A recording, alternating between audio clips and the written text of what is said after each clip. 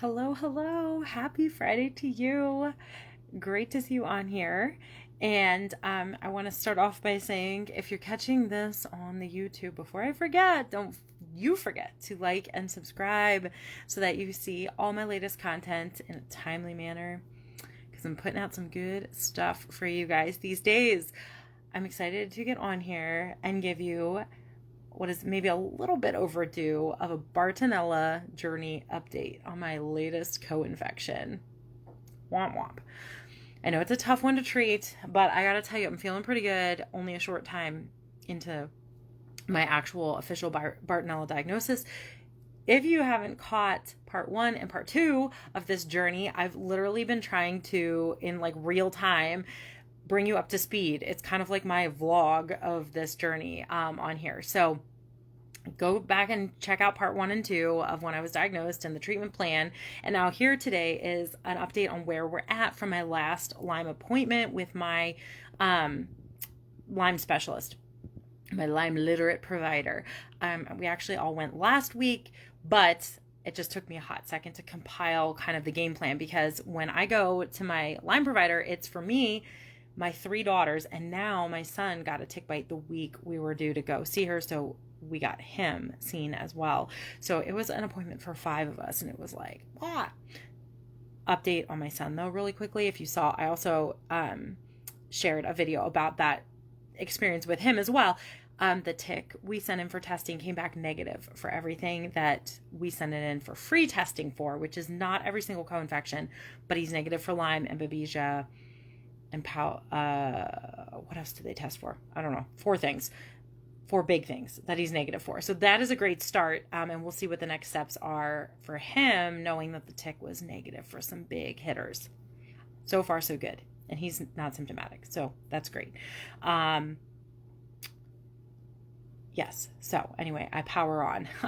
My latest update on Bartonella. Let me reference my notes so I stay on track. Okay, so here's what we discovered at the last appointment. We were going over some basic lab work that we had done and going into kind of the second phase of the proposed treatment for Bartonella for me. So the lab work was pretty good. It was just kind of routine labs and checking some things in addition to a basic metabolic panel and like a basic electrolyte panel and all that stuff and basic blood panel. So your normal BMP, CBC, the normal. We also checked a vitamin D level and a CD57 level, which we check in our family through my Lyme provider periodically. She likes to use those tools to kind of help her gauge treatment, and I'm cool with it. I appreciate it, actually. So it may not be for everyone, but for us, it's been kind of helpful to see a bigger picture. Vitamin D is super important to healing, guys. So at the very least, I'm a big proponent of getting that checked periodically.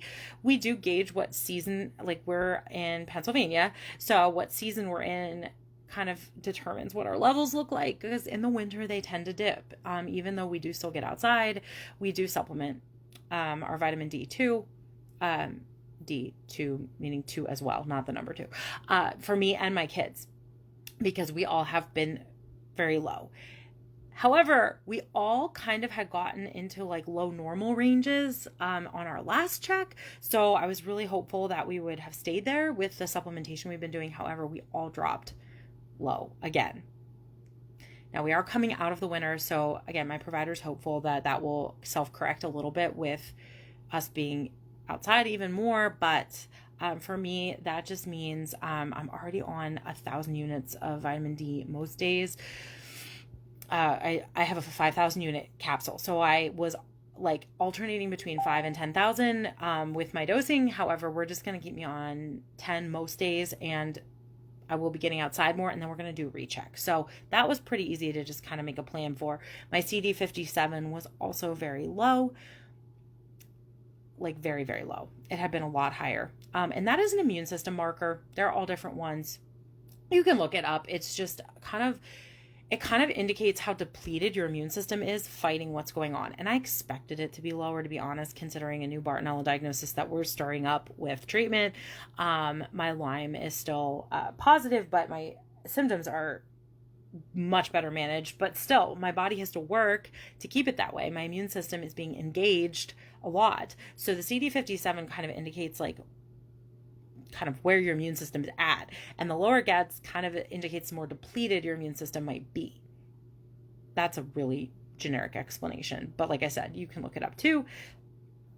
So one thing we're talking about adding for me, and I'm just waiting for my bottle of it to arrive. It's something my children are actually already on because of their low CD57s as well. It's called Transfer Factor Multi-Immune. So I'm looking at adding that myself as well. I will tell you about it really briefly. It's from Research Nutritionals company, so you can totally look it up. I'm going to share in the comments, I'll share a link to this like on their website what this product is, because they have a really cool explanation of what is in their different transfer factors they produce. We are on the multi-immune, okay? But you can look at the different ones. This is just something my line provider uses when needed. So it contains zinc, selenium, NK Maximizer Bioplex, which is a proprietary blend that they have of purified colostrum, another kind of a galactin, arabinogalactin specifically, an inositol, hexophosphate, shiitake extract, and maitake extract in it. And then they also have a macrophage and T cell pro blend. Those are white cells in your body, white blood cells. Theirs is TMG, beta glucan, and I always want to say it wrong, Astragalus. I always want to put the wrong emphasis on the wrong syllable with Astragalus, which I've talked about before, actually, in my new tick bite video that I did, what we do, or what treatment options that are natural for new tick bite. Part of the Buhner protocol is Astragalus, I believe, if I'm thinking of the right protocol. But anyway, that's an immune supportive herb. So that it also contains in this transfer factor blend healthy cell GTP, which is green tea extract. And it explains it I'm reading the label to you. Pomegranate extract. So it explains also on the website, I'm just looking, what the benefits of each of those things kind of are.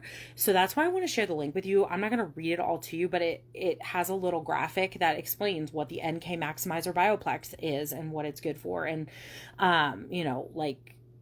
I'll read that, or I'll summarize some of this. But yeah, it helps with chelation, and it helps with immune modulation and eliminating foreign particles from bloodstreams and tissues. Then it explains their other proprietary blends, what it actually does. If you're not medical or you're not familiar with like some of the discussion of it and some of the explanation of it, it breaks it down for you.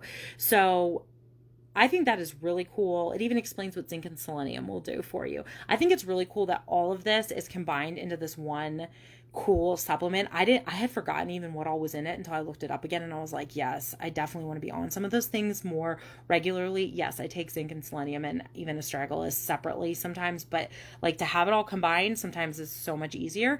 And maybe it's something to talk to your doctor about. I don't know, but I'm mentioning it because you guys ask a lot of times, what are you doing? And that's how we learn. We learn from what each of us is doing sometimes. So don't take my word for it. Talk to your doctor if you think it's something worth looking into. And it runs about $50-ish a bottle for 90 capsules. A serving is 3 capsules, but there is some wiggle room. I know my children have been on all different dosages, and I'm going to be taking, I forget, I have to look at my exact notes. I think I'm going to be taking 2 to 3 a day to start myself. So again, something you might be able to play around with too. It looks like you can order from this website I'm on. This is a different provider. I'm not actually on Research Nutritional's website for this. I was on some other lady's website by mistake, but she was explaining it really well. It looks like she has a subscribe and save option for getting it from her, but I think Research Nutritional products you have to buy through a provider typically, or through an account with them, but they're good products usually. We have had really good success with them. Okay, so transfer factor, I'm going to start. Part of the other plan, and that's specifically again for my immune system support. Part of the other plan that we already had in place, if you check out my part 1 and part 2 videos, I think specifically part 2, perhaps. I don't know which one in particular. I talk about the treatment plan with my line provider, what supplements we would be working on increasing or adding, because I was already on some things that would be effective with Bartonella treatment. So that was cool. For example, I will just recap. I am on artemisinin, and will remain on that. I was on azithromycin, where we might make some antibiotic changes, so I'm not going to speak to that right now. But some antibiotics can help with Bartonella too. So I happen to be on one that could cross cover for Bartonella. Also, I'm still on andrographis. I was on an andrographis supplement. We were just going to increase that. I also was on cat's claw. We were going to increase that. I added Japanese knotweed, and I added a Bart tincture from Byron White, which I'm very happy with that tincture. I feel like it's doing its job.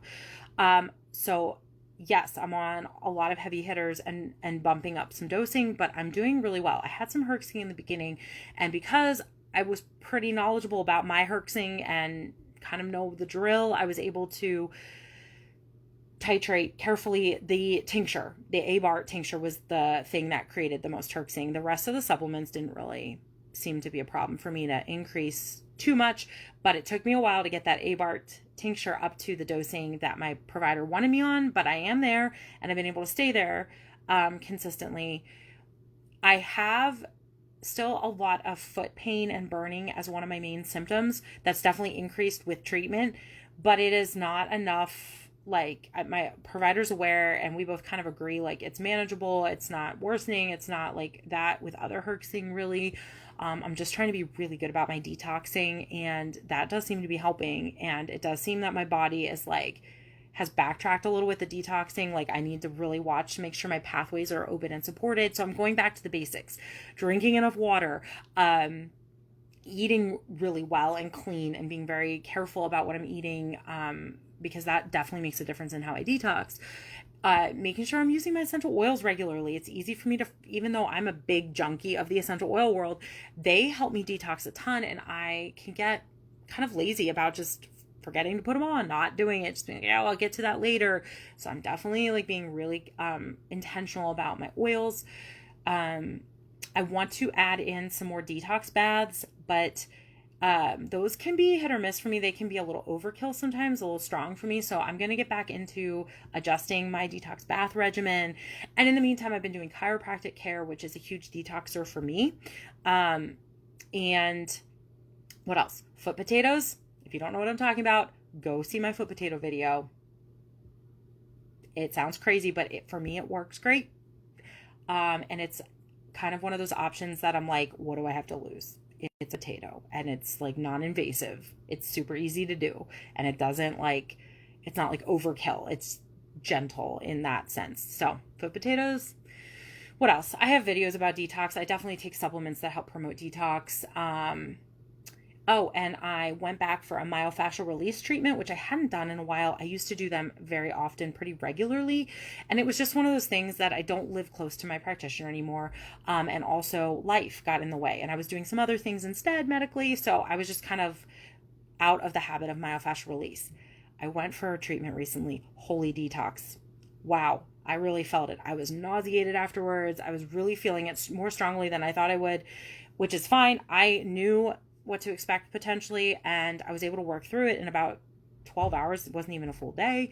Feeling much better after that pretty quickly, but I know that is something I should probably be back in the regular habit of, because it works really effectively on my body in particular. So all different things. I'm sure I didn't list them all here, but I just know you guys always want to know too what detox regimens, there's all kinds of things you can do. I'm trying to do the basics, like I said, the drinking enough, dry brushing, easy. I have a brush from Amazon, under $10. I try to do dry brushing at least a couple times a week, if not every day, if I think of it. Again, it takes a little bit of time, not a lot though.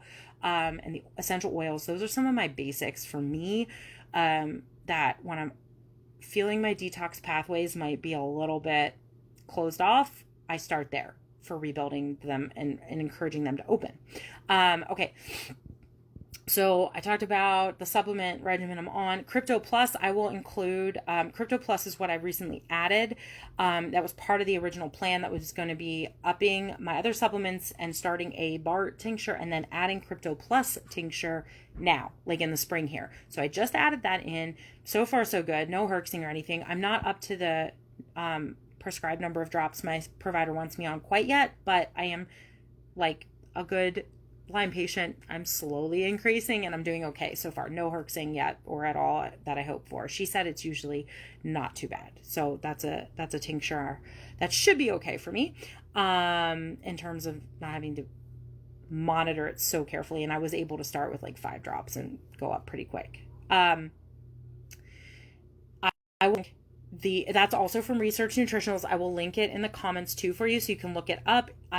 To summarize what they say on their site about it, it involves a combination of herbals. It was formulated by a physician and an herbalist as a standalone or adjunctive support for vector-related issues. So not just for one thing or the other, but it...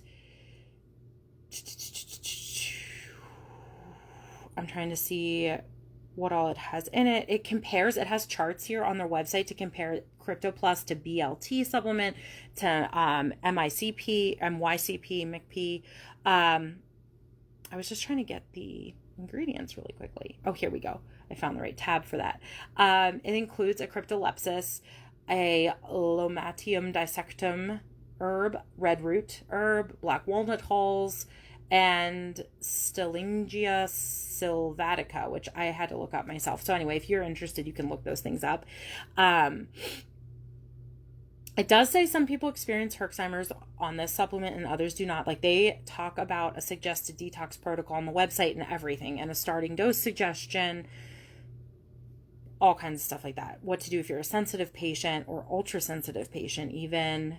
So I feel like their website in Research Nutritionals land is very comprehensive and helpful if you're, again, thinking about talking to your doctor about how to start a supplement like this. Okay, so I will direct you there and put the link in the comments.